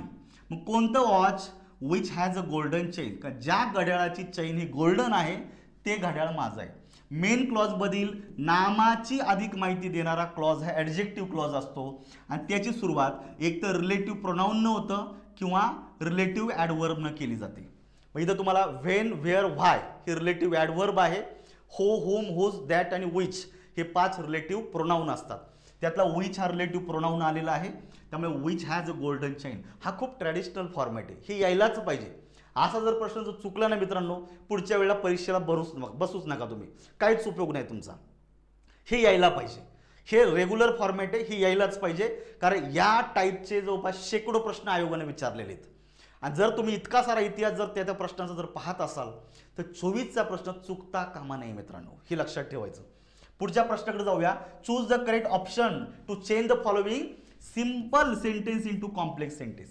आता हा जुना पण आहे आणि नवीन पण आहे, लक्षात ठेवायचं. कारण हा जसा ट्रॅडिशनल आहे तसा तो न्यू सुद्धा आहे. तर याला समजून घ्यायचं, सिंपल सेंटेन्स म्हणजेच काय आणि कॉम्प्लेक्स सेंटेन्स म्हणजे काय, याची जी बेसिक माहिती जरी तुम्हाला कळली ना तरी काही सेकंदात उत्तर देता येतं मित्रांनो. सिंपल सेंटेन्स म्हणजेच काय असतं रे, ज्या वाक्यामध्ये स्वतःचा सब्जेक्ट आणि स्वतःचं फायनट व्हर्ब असतं आणि जे कंप्लीट वाक्य असतं त्याला सिंपल सेंटेन्स म्हणतो. लक्षात ठेवायचं. मग सिंपल सेंटेन्समध्ये एकच सब्जेक्ट असतो, दोन सब्जेक्ट नसतात. सिंपल सेंटेन्समध्ये एकच फायनाईट व्हर्ब असतं, दोन फायनाईट व्हर्ब नसतात. हे बेसिक माहिती झाली. आता राहील तुमचं कॉम्प्लेक्स सेंटेन्स. कॉम्प्लेक्स म्हणजेच लक्षात ठेवायचं नाउन क्लॉज, ॲडजेक्टिव्ह क्लॉज आणि ॲडवर्ब क्लॉज असणारी वाक्य. हे झाले कॉम्प्लेक्स सेंटेन्समध्ये. का ज्या वाक्यामध्ये एक असतो मेन क्लॉज आणि त्याला जोडून एक किंवा एकापेक्षा असतात जास्त सबऑर्डिनेट क्लॉजेस. सबऑर्डिनेट क्लॉज याचे तीन प्रकारे, नाउन क्लॉज, ॲडजेक्टिव्ह क्लॉज किंवा ॲडवर्ब क्लॉज. पण त्यातला एखादा जरी सापडला तरी उत्तर निघून जातं. कारण आपल्याला विचारले बघायचं, riding a bike she fell down on a road. बरोबर आहे की नाही? बाईक चालवताना ती रस्त्यावर पडली. मग तुम्हाला कॉम्प्लेक्स विचारले. पहिली गोष्ट, ती बाईक चालवत होती आणि बाईक चालवत असताना ती पडलेली आहे. म्हणजे इथं कुठला तरी वेळ दिलेला आहे, रायडिंग करत असताना ती पडलेली आहे. मग बघायचं आता, she was riding a bike and then she fell down on the way. आता जो अँड आहे हे कोऑर्डिनेटिंग कंजंक्शन आहे. त्यानं जे वाक्य बनतं ते कंपाऊंड असतं मित्रांनो. हे दोन्ही पण मेन क्लॉजेस आहे. दोन मेन क्लॉज अँडनी जोडलं म्हणजे वाक्य कंपाऊंड सेंटेन्स झालं. आपलं टार्गेट आहे कॉम्प्लेक्स, त्यामुळे हे उत्तरात येणार नाही. While she was riding a bike she fell down on the road. आता while she was riding a bike हा झाला तुमचा subordinate clause. While indicate adverb of time. लक्षात ठेवायचं, जेव्हा ती बाईक रायडिंग करत होती, बाईक चालवत होती, तेव्हा ती पडलेली रोडवर. म्हणजे मेन क्लॉजमधील क्रिया केव्हा घडली हे सबऑर्डिनेट क्लॉजमध्ये सांगितलेलं बोललं जातं ॲडवर्ब क्लॉज ऑफ टाइम. ज्या वाक्यात ॲडवर्ब क्लॉज आहे डोळे झाकून त्याला कॉम्प्लेक्स सेंटेन्स म्हणायचं. उत्तर येले पर्याय क्रमांक 2. मग बाकीचे का चुकले बघा. She was riding a bike and she fell down on the road. And हे कोऑर्डिनेटिंग कंजंक्शन आहे, त्यानं दोन स्वतंत्र क्लॉज जोडले, परत एकदा कंपाऊंड सेंटेन्स झालं. हे येणार नाहीये. आणि she was falling down while she was riding a bike. दोनही वाक्यांमध्ये या पद्धतीनं चालू काळ वापरायचा नाही. एकामध्ये म्हणजे सबऑर्डिनेट क्लॉजमध्ये पास्ट कंटिन्यूअस आहे ना, दुसऱ्यामध्ये सिंपल पास्ट ठेवायचा होता. त्यामुळे चौथं चुकलेले. उत्तर लगेच मिळतं. तर इथं फक्त काय आहे, तुम्हाला बेसिक माहीत पाहिजे. मग आता तुम्ही अभ्यास करताना, रिव्हिजन करताना सिंपल सेंटेन्स कसं ओळखायचं, कंपाऊंड सेंटेन्स कसं ओळखायचं, कॉम्प्लेक्स सेंटेन्स कसं ओळखायचं. कॉम्पाऊंड सेंटेन्स बनवताना कोणकोणते कोऑर्डिनेटिंग कंजंक्शनचा वापर केला जातो, कॉम्प्लेक्स सेंटेन्स बनवताना नाउन क्लॉज कसा वापरला जातो, ॲडजेक्टिव्ह क्लॉज कसा वापरला जातो, ॲडवर्ब क्लॉज कसा वापरला जातो, मेन आणि सबऑर्डिनेट क्लॉज जेव्हा कनेक्ट केले जातात ते कनेक्टिव्ह कोणकोणते असतात हे व्यवस्थितपणे वाचून समजून घ्या. याच्यामुळं काय होतं, कमीत कमी वेळेमध्ये तुमचे असे प्रश्न सुटतात. अशा प्रश्नांना मॅक्सिमम तुम्हाला 20 ते 25 सेकंदाचा वेळ लागतो. लक्षात ठेवा, जास्त नाही. इतका कमी वेळेमध्ये हे प्रश्न तुमचे क्लिअर व्हायला पाहिजे. राज्यसेवेचाच प्रश्न आहे, identify the moods express in the following sentence. Mood हा खूप ट्रॅडिशनल टॉपिक आहे, इथून मागं भरपूर वेळा येऊन गेलेले. तसाच पेपर आहे, तसेच वाक्य आहेत, फक्त त्यांनी ह्या पद्धतीनं पर्याय बदललेले आहेत. बरोबर आहे की नाही? इथं तुम्हाला एकच वाक्य द्यायची, तर आता 3-3 वाक्य दिली जातात. त्यामुळे ह्या पद्धतीनं दिलेले बघायचं. काय दिलेले, if my friend wants it I शाल गिव्ह इट टू हिम. इफच्या क्लॉजमध्ये साधा वर्तमान काळ म्हणजे मित्रांनो याच्यामध्ये आहे रिअल कंडिशन. कोणती कंडिशन आहे, रिअल कंडिशन. इफच्या क्लॉजमध्ये जर रिअल कंडिशन असेल, अशा वाक्यातून व्यक्त होणारा जो मूड असतो तो इंडिकेटिव्ह मूड असतो. कोणता मूड असतो, इंडिकेटिव्ह मूड असतो. इंडिकेटिव्ह मूड केवळ पर्याय क्रमांक 3 मध्ये दिलेले आहे. त्यामुळे निश्चित बाकीचे पर्याय चुकणारच आहे. एका 5 ते 10 सेकंदात उत्तर देऊन मोकळं झालो. मग पुढे बघायचं, लेटस गो. लेटनं सुरू झालेलं वाक्य आज्ञार्थक वाक्यामध्ये जातं, म्हणजे ते तुम्ही इम्पेरेटिव्ह मूडमध्ये टाकायचं. आणि I move that mister Gupta be appointed chairman. दॅटचा क्लॉज आहे, हा सब्जेक्टिव्ह मूडमध्ये जाणार आहे. इतक्या सोप्या गोष्टी बनतात मित्रांनो. बेसिक काही टेक्निकली गोष्टी समजून घेता येतात. आणि हे टेक्निक तुम्हाला कुठल्या बॅचमध्ये शिकवलं जाणार नाही, फुल लेंथ बॅचमध्ये. हे फक्त तुम्हाला PYQ मध्ये शिकवलं जाईल.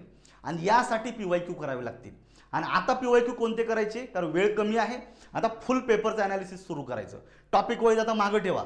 ज्यांचं राहिलेलं असेल त्यांनी टॉपिक वाईज भरभर उरका आणि त्याला पॅरलली तुम्ही फुल लेंथ पेपरला सुरुवात करा. शिफ्टिंग जमलं पाहिजे, टाइम मॅनेजमेंट जमला पाहिजे, हे याचा मेन गोल आहे.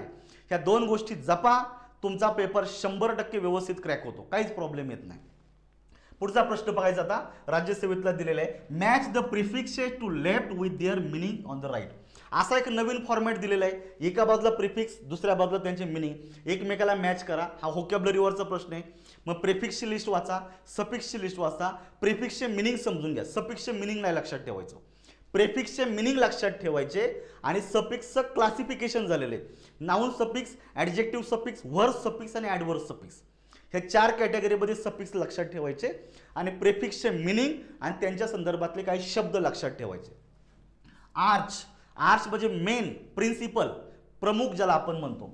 मग इथं तुमचं 4 नंबर ए साठी येते. आर्च म्हणजे आपण म्हणतो आर्च बिशप, आर्च एनिमी, ह्या पद्धतीनं. मग इथं ए साठी 4 किती ठिकाणी मित्रांनो, केवळ एका ठिकाणी आहे. उत्तर इथंच क्लिअर झालं, कारण हे एलिमिनेशन आहे. मी एलिमिनेशनला इतकं भरोसावर तुम्हाला सांगतो, एलिमिनेशन हे 100% सायंटिफिक आहे. हे जर चुकलं तर समजायचा आयोगाचा प्रश्न चुकणार आहे, इतकं ॲक्युरसी एलिमिनेशनमध्ये असते. कॉन्ट्रा, इट मीन्स अपोजिट, च्या विरोधात, म्हणजे उत्तर येतं तुमचं अगेन्स्ट. म्हणजे बी साठी 1 किती ठिकाणी आहे, तो पण एकाच ठिकाणी आहे. इथं पण उत्तर क्लिअर झालेले. दुसरं बघा, अँटे, अँटी नाही, अँटे, अँटे म्हणजे बिफोर, जसं अँटे रूम म्हणतो आपण, अँटे रूम, ह्या पद्धतीनं येऊन गेलेला शब्द आहे हा. आणि दिलेला क्रिप्टो म्हणजे एकच राहतं ते म्हणजे सिक्रेट. म्हणजे उत्तर येतं पर्याय क्रमांक 3. 1 किंवा 2 माहिती आहे, त्याच्या आधारे काही क्षणात उत्तर निघून जातं. त्यामुळे हा फॉर्मॅट जुना आहे, हा फॉर्मॅट नवीन आहे, डझंट मॅटर. तुम्ही प्रॅक्टिस केलेली आहे हे जास्त महत्त्वाचं आहे. त्यामुळे मित्रांनो, परीक्षेच्या आधी तुम्ही जितकी प्रॅक्टिस कराल तितकं परीक्षेमध्ये तुम्हाला सगळ्या गोष्टी उत्तरामध्ये व्यवस्थित वर्कआउट करता येतील. त्याच्यावर काम करायचं तुम्हाला. पुढचा प्रश्न बघायचा आता, एमपीएससी दिलेला आहे, identify the correct meaning of the underline word. आता हा न्यू पॅटर्न आहे, लक्षात ठेवायचं. म्हणजे आयोगाने काय केलेले आहे, शब्द एकच आहे ते वेगवेगळ्या वाक्यांमध्ये दिलेले आहेत. एक शब्द वेगवेगळ्या वाक्यांमध्ये वेगवेगळ्या मिनिंगला तो कॅरी करतो. मग जो वेगवेगळे मिनिंग आहेत ते वेगवेगळे मिनिंग या ठिकाणी दिलेले ते तुम्हाला एकमेकाला मॅच करायचे. काय दिलेले बघायचं, the horse had injured one of rear legs, पाय. वन ऑफ म्हणजे कुठला तरी एक पाय. मग आता पाय आहे ना, आता पाय पुढचे किंवा मागचेच असणार, दुसरे कुठले असणार आहे. पाय वरचे किंवा खालचे नाही, पाय तर पुढचे पाय किंवा मागचे पाय, दुसरी चॉईसच राहत नाही.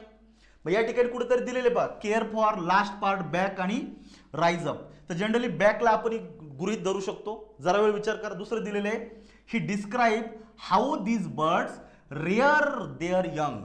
यंग म्हणजे त्यांच्या पिल्लांना कशा प्रकारे सांभाळ करते. मग इथं उत्तर दिलेलं आहे केअर फॉर. म्हणजे मित्रांनो, केअर फॉर हा 2 साठी आला पाहिजे आणि सी जो आहे त्याला आपण 1 साठी वापरलं पाहिजे. आता बघा, ए साठी 2 चेक करा बरं. म्हणजे 2 साठी 1 किती ठिकाणी आलेले आहे, तो केवळ एका ठिकाणी आलेला आहे. इथे उत्तर क्लिअर झालं तुमचं. का जर एकच मॅच होतं तर उत्तर देऊन टाका, अजिबात चुकत नाही. परत 1 साठी तुम्हाला 3 आलेला आहे, तो सुद्धा इथं 2 ठिकाणी आलेला आहे, पण इथं 1 याच्यावरून आपल्याला उत्तर मिळलेलं आहे, लक्षात ठेवायचं. पुढे बघायचं, the lion slowly reared its head and looked around. Reared ज्याला आपण म्हणतो राईज अप, बरोबर आहे की नाही. म्हणजे जो काही लायन आहे तो झोपलेला असेल, तो हळूच उठून आजूबाजूला पाहायला लागलेला. रेअर्ड म्हणजे त्याने त्याची मान उचललेली आहे. राईज अप म्हणजे तुम्हाला 3 साठी डी कुठे आहे, 3 साठी डी या ठिकाणी दिलेले आहे. मेजॉरिटीला मार्क करायचं. एलिमिनेशन काय सांगतं, तुम्ही मेजॉरिटीला मार्क करा, तुमचं उत्तर बरोबर येतं. मायनॉरिटी सोडून द्यायची, बाकीचे बरोबरच येणार आहेत. तर ह्या गोष्टीवर भरोसा ठेवा मित्रांनो. उरलेली ऑटोमॅटिक देवाला सोडून द्या, ते बरोबरच येणार आहेत. इतके ॲक्युरसी तुमच्या प्रश्नामध्ये राहते. पुढचं बघायचं आता, राज्यसेवेचं आलेलं बघायचं, identify the active form of the following sentence. Change the वाईजचा प्रश्न आहे, अजिबात चुकत नाहीये. पण 11 पासून जे पेपर बघा तोच फॉर्मॅट दिसतोय तुम्हाला. फॉर्मॅट आयोगाने बदललेलं नाही. या ठिकाणी काय दिलेलं बघायचं, a large sum of money was recently donated to the hospital. Was आलेला आहे प्लस डोनेटेड आलेला आहे. मग या ठिकाणी तुम्हाला लक्षात येतं तुम्हाला का साध्या भूतकाळाचा पॅसिव्ह आहे, म्हणजे याचा ॲक्टिव्ह वाईज करताना फक्त क्रियापद साध्या भूतकाळात आलं पाहिजे. V2. V2च्या अगोदर कुठल्याही प्रकारचं हेल्पिंग वर्ब घ्यायचं नाहीये. चेक करा, पाहायचं, समवन वॉज डोनेटिंग हा पास्ट कंटिन्युअस आहे. आपलं टार्गेट आहे सिंपल पास्ट, पहिला पर्याय गेला. समवन रिसेंटली डोनेटेड साधा भूतकाळ दिलेला आहे, हे उत्तर कन्फर्म झालं. साध्या भूतकाळामध्ये हॅज डोनेटेड म्हणजे हॅज वापरत नाहीये, एमइजार वापरत नाही, म्हणून 3रा आणि 4था निघून जातो. सेकंदामध्ये उत्तर निघतात मित्रांनो. इतकं ॲक्युरसी तुमची वाढते. त्यामुळे आता याच्यावर थोडासा फोकस करा. वेळ कमी राहिलेला आहे, परंतु त्याचा बाऊ करून घ्यायचं नाहीये. बी काम अँड क्वाइट, शांत राहा. लक्षात ठेवा, आपला फोकस चालू ठेवा. आपल्या म्हणजे अभ्यासाचा फोकस व्यवस्थित ठेवायचा आहे आणि व्यवस्थित पद्धतीने स्टडी आपला चालू ठेवायचा आहे. कुठल्याही प्रकारचं टेन्शन ताणतणाव आपल्या मनावर तुम्हाला घ्यायचं नाही. पुढे बघा 52 नंबरचा प्रश्न दिलेला आहे. चूज द करेक्ट टेन्स विचारलेले बघायचं. Of the given work given in brackets आणि कम्प्लीट इट. आता जर तुम्ही जर छान पद्धतीने जर प्रश्न वाचला ना, तुमच्या काही लक्षात येते बघायचं. The police dot dot catch the thief last night. तर तुम्हाला या ठिकाणी काय विचारलेले आहे, करेक्ट टेन्स वापरायचं आहे. गट ब 2024 आहे, म्हणजे सगळ्यात रिसेंट पेपर आहे हा. इतकं सोपं विचारलेलं आहे. मग तुम्हाला ह्या शब्दावरून हिंट मिळते मित्रांनो. लास्ट नाईट सारखं जे ॲडव्हर्बियल असतं, हे ॲडव्हर्बियल म्हणजे yesterday, the previous day, last night, last year, last month, a day ago, 2 weeks ago, हे जे शब्द असतात ना, याला ॲडव्हर्ब ऑफ पास्ट टाइम बोलले जातात. आणि ॲडव्हर्ब ऑफ पास्ट टाइमचा वापर आपल्याला मोस्टली सिंपल पास्ट टेन्समध्ये करावा लागतो. मग सिंपल पास्ट टेन्समध्ये क्रियापद हे V2 असतं. पर्याय क्रमांक 1 मध्ये उत्तर निघतं. भविष्यकाळ चालणार नाहीये, विल वुल्ड चालणार नाही आणि विल पण चालणार नाही. 0 मिनिटात उत्तर क्लिअर होतं. इतकी ॲक्युरसी असते. आणि याच्यामुळे काय होतं मित्रांनो, जे रेग्युलर फॉर्मॅटचे प्रश्न आहे हे विदिन लिमिटेड टाइम तुमचे कव्हर होतात. आणि एखादा नवीन ॲप्रोचचा जर प्रश्न आला, त्याला 4-2 सेकंद जास्त द्यायला तुमच्याकडे वेळ शिल्लक राहतो. आणि हे करावं लागतं. जे येणारे प्रश्न आहेत ते वेळेत सुटले पाहिजे. आणि जे जरा थोडेसे डोकं खाणारे प्रश्न आहेत, अवघड वाटणारे प्रश्न आहेत, त्यांना किमान प्रत्येक प्रश्नामागं 10-20 सेकंद तुम्हाला वेळ एक्स्ट्रा देता आला पाहिजे. तो वेळ तुम्हाला ह्या उरलेल्या प्रश्नांमधून काढायचा आहे. आणि याच्यासाठी टेस्टिंग करायचं. याच्यासाठी फुल लेंथ पेपरचे ॲनालिसिस ऐकून घ्यायचं. ॲप्रोच 100% कंप्लीट होतो, हे मी तुम्हाला गॅरंटेड मी तुम्हाला सांगतो. हे जनरली या ठिकाणी करावं लागतं. पुढे बघायचं, fill in the blanks by using the correct future tense. आपल्याला करेक्ट फ्युचर टेन्स विचारलेलं आहे, परंतु हा नवीन पॅटर्न लक्षात ठेवा. आयोगानं अशा प्रकारचे प्रश्न विचारायला सुरुवात केलेली आहे. Don't worry dot dot late tonight. आता समजून घ्या, तुम्ही जर पर्याय जर पाहिजे तर पहिले दिलेले इफ आय एम, इथे दिलेले इफ आय विल बी, पुढे दिलेले व्हेन आय विल बी आणि पुढे दिलेले व्हेन आय एम. आता जरा वेळ लक्षात ठेवायची, तर इफचा जो काही क्लॉज दिलेला आहे त्या कॉन्टेक्स्टमध्ये लक्षात ठेवायचं. इफच्या क्लॉजमध्ये जर साधा वर्तमान काळ जर असेल तर जो मेन क्लॉज असतो त्या मेन क्लॉजमध्ये साधा भविष्यकाळ असतो. हा कॉमन फॉर्मॅट आहे. पण याला अजून एक रूल आहे.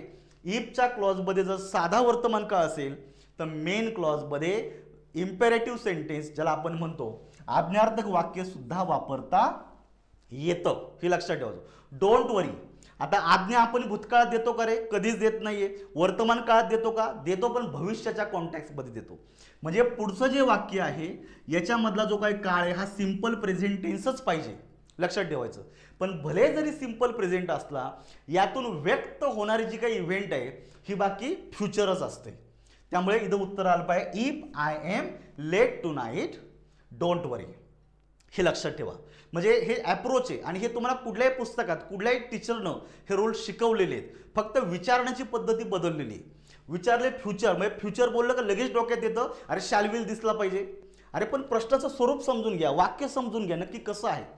म्हणजे उत्तर देताना तुम्ही अप्रोच क्लिअर करा, हे तुम्हाला मी सांगतो. आणि याचाच अभाव जनरली विद्यार्थ्यांमध्ये असतो. आणि हे जोपर्यंत आपण प्रश्नपत्रिका नीट समजून घेत नाही तोपर्यंत ह्या गोष्टी कधीच क्लिअर होत नाही. कारण पूर्ण बॅचमध्ये अशा गोष्टी कधी डिस्कस होती नाहीत, लक्षात ठेवायचं. पुढे बघायचंय, ESPN is showing all the matches live. Repeat झालेला प्रश्न आहे. रिपीटेड प्रश्न कधीच चुकायला नाही पाहिजे. तर असा एखादा सोपा येऊ शकतो. मी तुम्हाला जस्ट दाखवतो. We shall go to Amritsar when my sister dot dot from Kolhapur. Repeated झालेला प्रश्न आहे. रिपीट म्हणजे पॅटर्न रिपीट झालेला आहे. सेम रूलवरचे प्रश्न येऊन गेलेला आहे. लक्षात ठेवायचं. एक वाक्य दिलेलं आहे, we shall go to Amritsar. Main clause मध्ये जर भविष्यकाळ असेल, लक्षात ठेवायचं. आणि जोडून देणारा क्लॉज जर टाइम इंडिकेट करणारा जर असेल, इकडे साधा भविष्यकाळ आहे आणि सबऑर्डिनेट क्लॉज जर टाइम इंडिकेट करत असेल तर त्या ठिकाणी तुम्हाला साधा वर्तमान काळ वापरायचा आहे. रूल लक्षात ठेवा. रूल लक्षात ठेवा. मेन क्लॉज मध्ये जर साधा भविष्यकाळ दिलेला आहे आणि जोडून देणारा जो सबऑर्डिनेट क्लॉज आहे तो जर टाइम इंडिकेट करत असेल, म्हणजे कुठला तरी वेळ सांगत असेल, त्यात साधा वर्तमान काळ वापरायचा. साध्या वर्तमान काळात ईडी जोडत नाहीये, शाल विल वापरत नाहीये, विल बी वापरत नाही, उत्तर येतं रिटर्न्स. 3 नंबरचं उत्तर आहे. बेसिक माहिती वाचली तुमची उत्तर 0 मिनिटात निघतात. पण हे जर केलं ना मित्रांनो, तुमचे मॅक्सिमम प्रश्न बरोबर येतील याची मी तुम्हाला खात्री देतो. हे जनरली करावं लागणार आहे. आता वेळ कमी आहे आपल्याकडं. Choose the correct point blank, ज्याला आपण डायरेक्ट म्हणतो रिपीट झालेला प्रश्न आहे. असे प्रश्न कंबाईन 2024ला आलेले आहेत आणि हे 2 वर्षापूर्वी येऊन गेलेला प्रश्न आहे पॉईंट ब्लँकवर. त्यामुळे जर तुम्ही PYQ जर ह्या पद्धतीनं जरी वाचलं तरी मित्रांनो जे रिपीट होणारे 4-10 प्रश्न असतात ते within few seconds you can solve. याच्यामुळे तुमचा वेळ वाचणार आहे आणि अवघड वाचणाऱ्या प्रश्नांना वेळ देता येणार आहे. शिफ्टिंग होणार आहे तुमचं, म्हणजे एका टॉपिकनुसार प्रश्न बदलला की टॉपिक बदलतो, रोल बदलतो, तिथे सुद्धा कुठली अडचण राहणार नाही. या सगळ्यावर रामबाण उपाय आता शेवटच्या महिन्यामध्ये दररोज 1 किंवा 2 फुल लेंथ पेपरचे ॲनालिसिस ऐकायला सुरुवात करायची. हे लक्षात ठेवायचं. पुढचा प्रश्न दिलेला आहे. बस इथपर्यंत प्रश्न मला घ्यायचं होतं. तर मी तुम्हाला भरपूर सारे प्रश्न विचारलेले दाखवलेले. तर मी काय सोपे घेतले तर अशातला भाग नाही. मला सांगण्याचा जो मुद्दा आहे तो अगदी क्लिअर आहे मित्रांनो. मी ईच अँड एव्हरी प्रश्नपत्रिकेचे ॲनालिसिस केलेले आणि म्हणून मी तुम्हाला सांगतो, तुम्हाला प्रश्नपत्रिका कुठलीही उचकली तर तुम्हाला 2 गोष्टी सापडतात. एक रेग्युलर फॉर्मॅटचे प्रश्न, ते आता तुम्ही टॉपिक वाईज छान पद्धतीनं केलेलं आहे, समजून घेतलेलं आहे, ते यायलाच पाहिजे. पण जे काही नवीन टाईपचे प्रश्न दिसतात, ज्याला आपण न्यू पॅटर्नचे प्रश्न म्हणतो, त्याला ते ॲप्रोचच्या आधारे 100% टॅकल करता येतं. आणि त्यासाठी आपल्याला एक हा छोटासा प्रयत्न करायचा आहे की फुल लेंथ पेपरमधून आपल्याला जायचं आहे. त्याने आपले टाईम मॅनेजमेंटचा इश्यू असेल, ॲप्रोचचा इश्यू असेल, प्रश्न बदलल्याच्या नंतर नवीन प्रश्नाला कसं समजून घ्यायचं, याच्या शिफ्टिंगचा जो काही प्रॉब्लेम येतो आपल्याला, एका प्रश्नाकडनं दुसऱ्या प्रश्नाकडे वळताना जो तुमच्या मनामध्ये जो काही प्रॉब्लेम आहे, म्हणजे जो काही मिसअंडरस्टँडिंग होतं, तो प्रॉब्लेम तुमचा सॉल्व्ह होणार आहे. आणि जेणेकरून तुमचा 100% पेपर हा व्यवस्थितपणे कव्हर होणार आहे. आणि नुसता कव्हर होणार नाही तर त्यातून मॅक्सिमम ॲक्युरसी राहणार आहे आणि अगदी मिनिमम तुमची इनॲक्युरसी राहणार आहे. पण 1-2 गोष्टी चुकल्या तर त्यांनी काही फरक पडत नाही, त्या बिंदास सोडून द्या. पण आपल्याला या ठिकाणी इंग्लिशमध्ये 40+ क्वेश्चन्स हे एनी हाऊ ह्यावेळेस बरोबर आणायचे आहेत. ही वेळेची गरज आहे, लक्षात ठेवायचं. या दृष्टीनं जाता आता हा माझा एक छोटासा मेसेज आहे तुम्हाला की मित्रांनो, 1 महिना राहिलेला आहे म्हणून गोंधळून जाऊ नका. स्टे काम, शांत राहायचं.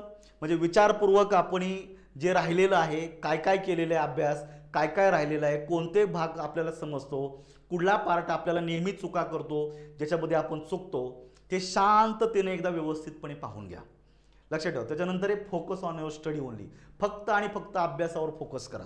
जे राहिलंय त्याला व्यवस्थित क्रिएट करा, जेणेकरून बॅलन्स क्रिएट होईल. येणारं आणि न येणारं हे सगळं आता येणाऱ्या कॅटेगरीमध्ये बसेल. आता आले गणपती, आली वरात, चल नाचायला, ह्या गोष्टी नकोय मित्रांनो. आपण विद्यार्थी आहोत. भले या सगळ्या गोष्टींची आपल्याला गरज आहे, पण आपल्याला त्याच्यापेक्षा जास्त गरज आहे एखादी पोस्ट काढण्याची. आणि त्यासाठी ह्या बाकीच्या गोष्टी बाजूला ठेवा आणि आता फक्त आणि फक्त आपल्या अभ्यासावर फोकस करा. 1च महिना राहिलेला आहे. आणि जनरली जो मी स्वतःचा अनुभव घेतलेला आहे, जे बरेचसे विद्यार्थी अनुभव घेतात, ते म्हणजे परीक्षेच्या अगोदर मुलं निगेटिव्ह होतात. अरे यार, माझा अभ्यास झालाच नाही रे, मी खूप वाचलं पण माझं काहीतरी जमतच नाही आहे, चला पुढच्या अटेम्प्टला बघू, पुढची ॲड लय मोठी आहे. अरे पुढची ॲड करत करत तुझ्या योग्यतेची ॲड कधीच येणार नाही. जी ॲड आहे, जी संधी आहे, ह्या संधीचं सोनं करून घ्या. त्यामुळे बी पॉझिटिव्ह. हीच परीक्षा, ह्याच परीक्षेमध्ये मला क्रॅक करायची एक्झाम आणि ह्याच एक्झाममध्ये मला क्रॅक करायचं आहे आणि कुठली तरी पोस्ट घ्यायची आहे. हा मनाशी खुणगाड बांधा आणि शांततेनं, ज्याला आपण म्हणतो, अभ्यास आपला चालू ठेवा. जे आपल्याला समजत नाही त्याला व्यवस्थित समजून घ्या, एवढंच लक्षात ठेवायचं. डेली टेस्टिंग करा, डेली 1 किंवा 2 प्रश्नपत्रिकांचे ॲनालिसिस करा. ह्या पद्धतीनं जर तुम्ही गेला तर इंग्लिशचा काहीही प्रॉब्लेम कुणालाही राहणार नाही. तर मला वाटतं मला ज्या काही गोष्टी तुम्हाला शेअर करायच्या होत्या तुम्हाला मी सांगितलेले आहेत. आता कुठला टॉपिक कधी वाचायचा हे मी बोलणार नाही, कारण याच्या अगोदर मी भरपूर वेळा बोललेलो आहे, भरपूर लोकसुद्धा बोललेली आहेत. एवढी स्ट्रॅटर्जी, एवढा ॲप्रोच आणि मी जे सांगितलं ह्या गोष्टी फॉलो करा. शेवटच्या महिन्यामध्ये 100% तुमची रिझल्ट ओरिएंटेड तुमची तयारी होईल आणि जे प्रॉब्लेम तुमचे इथून मागे एक्झाममध्ये तुम्हाला भेडसावले ते प्रॉब्लेम भेडसावणार नाहीत. चला मित्रांनो, जर तुम्हाला अजूनही जर इंग्लिशच्या संदर्भात जर काही माहिती मार्गदर्शन लागत असेल तर आपलं ॲप्लिकेशन आहे दख्खन प्रबोधिनी म्हणून. तर दख्खन प्रबोधिनीचे ॲप्लिकेशन डाउनलोड करा. त्यामध्ये आपला PYQचा कोर्स आहे. ह्या PYQच्या कोर्समध्ये मी या ठिकाणी 80 प्रश्नपत्रिकांचं फुल लेंथ पेपरचं सुद्धा विश्लेषण टाकलेलं आहे. लक्षात ठेवायचं, काय फुल लेंथ पेपरचं सुद्धा विश्लेषण टाकलेलं आहे. त्याचा तुम्ही नक्की लाभ घेऊ शकता. तर ह्या लेक्चरमध्ये या ठिकाणी थांबूया मित्रांनो. असाच एखाद दिवशी मी पुन्हा एकदा काही इनोव्हेटिव्ह लेक्चर घेऊन तुम्हाला भेटेल. थँक्यू.